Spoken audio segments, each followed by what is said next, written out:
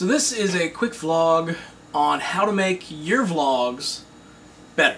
I've been making vlogs for a while now and watching them, watching everybody else's efforts, seeing a lot of good work out there, and there's a few things I've noticed that make the better vlogs succeed more than others, and I just figured I'd share a few of my insights on that.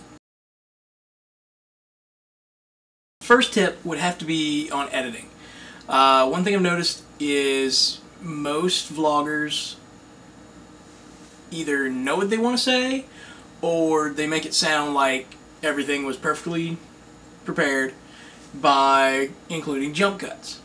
Now, jump cuts are a good way to jump right to a point, and a lot of sources will tell you not to use jump cuts because they're jarring.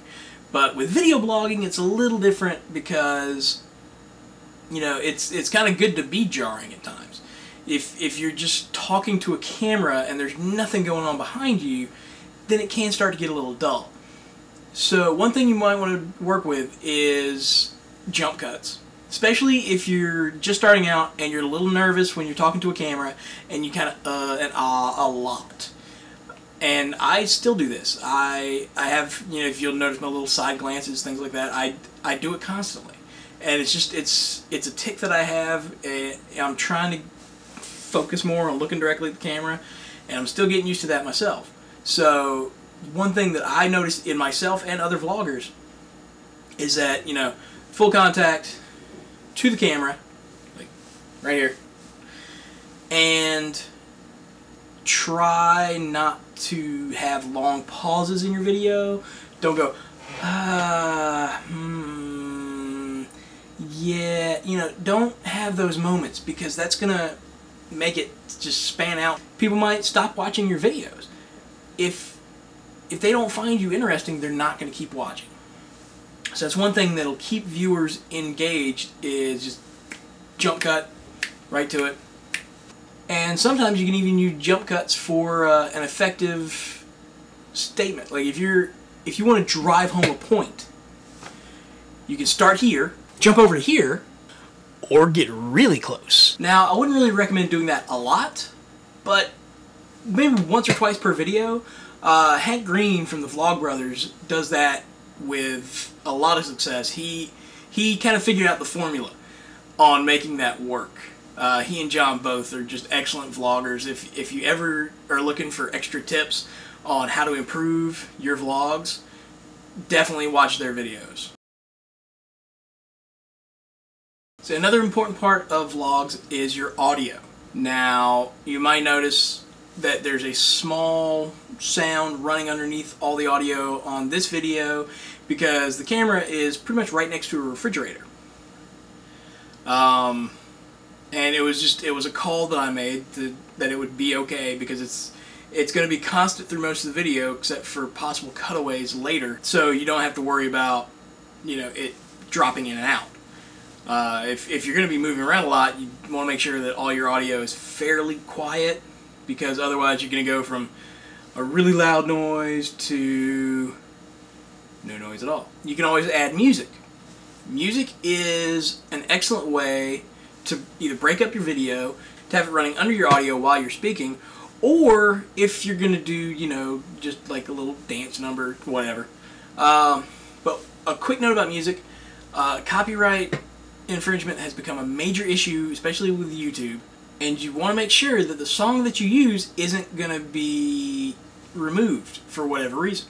YouTube has a full list of songs that you can use.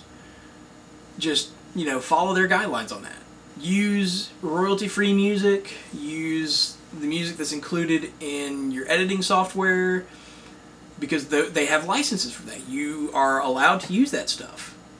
Don't use a pop song unless you know you're going to be able to, because you don't want to have a scene in your video, like say you broke into a random dance routine, you just had a little moment where you started dancing. Yeah, I'm a horrible dancer.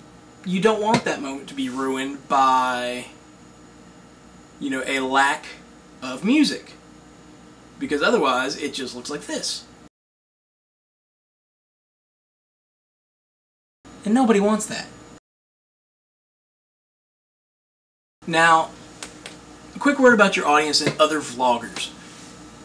Collaborations are a great way to work with other people in the vlogger community and to kind of get yourself out there. But you want to make sure that you know what you want to ask before you talk to them. Don't just, email a well-known vlogger and say, hey, we should make a video together, because more than likely you're not going to get a response. You're going to want to send an email that says, hey, we should make a vlog together. I was thinking about doing a top 10 list of movies. What's yours? Can you get me a video clip? Just, make it simple. Don't beg. Don't, just assume they're going to be able to do it. Ask and see if you can get a response. And don't immediately assume that they're not going to talk to you. Even if it's been a couple days, just give some time. They're very busy. We all have things other than video blogging that we're doing. So you can't expect them to just jump on your email, because they get probably, 50 to 100 of these requests a day, and they got to kind of sort through them.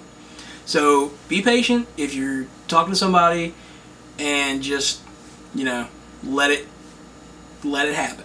And, if you're really desperate, you could do a collab with yourself. So yeah, that's just a few tips to kind of, give you an idea of how to improve on your vlog. You don't have to follow them. I certainly am not the authority on this issue.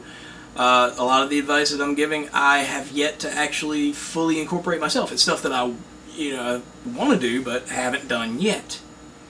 So, do what you want, have fun, and don't let haters get to you. Just, vlogging is supposed to be fun. Don't let people get on your nerves for disagreeing with you or just out and out trying to insult you for whatever reason. So, go out there and make some vlogs.